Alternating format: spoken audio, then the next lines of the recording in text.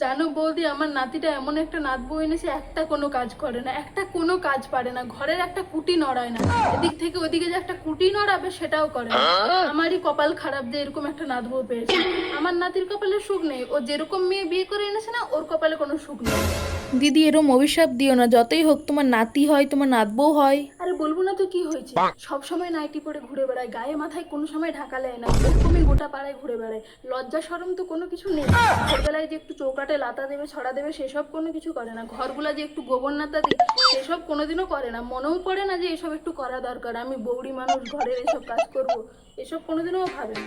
আর এটা শকুর তো জীবনে মানে না, এখানে শকুর করে দিচ্ছে, এখানে এটা করে দিচ্ছে, গোটা ঘটনা আমার তছনছ করে দিচ্ছে। সবসময় আমার নাতির সাথে বসে হাসাহাসি ঢলাঢলি।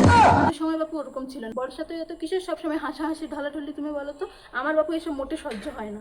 আর সবসময় দেখবে ফোন নিয়ে ভিডিও করে যাচ্ছে। এত কিসের ভিডিও করা বলো তো? ও মেয়ে সংসার করতে আসেনি, ও মেয়ে এখানে সংসার করতে আসেনি। আমি রাস্তা বলে দিয়েছি, আমি ওদেরকে রাখতে পারবো না। তোরা তোদের ঘর দেয়, নিজেদের ব্যবস্থা কর, বসে বসে কাউকে খাওয়াতে পারবো না। তা বলে ওদের ঘর থেকেই তাড়িয়ে দেবে? এই রে, কথায় কথায় তো সবই বলে ফেললাম বৌদিকে। পালাই পালাই, এবার এখান থেকে পালায়, না হলে পর্দা ফাঁস হয়ে যাবে। না না, আমি তাড়াইনি। আমি কেন তাড়াতে যাব? আমার নাতি হয়, আমি কত ভালোবাসি, আমি কি তাড়াতে যাব? আমি তাড়াবো না। ওই মেয়ে কি সংসার করতে এসছে নাকি যে সবাইকে নিয়ে মিলেমিশে থাকবে? ও মেয়ে সংসার করার জন্য আসেনি। আমি এখন আসি, হ্যাঁ, অনেক কাজ আছে। পুরো ভিডিওটি দেখতে নিচে দেওয়া লিঙ্কে ক্লিক করো আর সাবস্ক্রাইব করতে ভুলো না কিন্তু।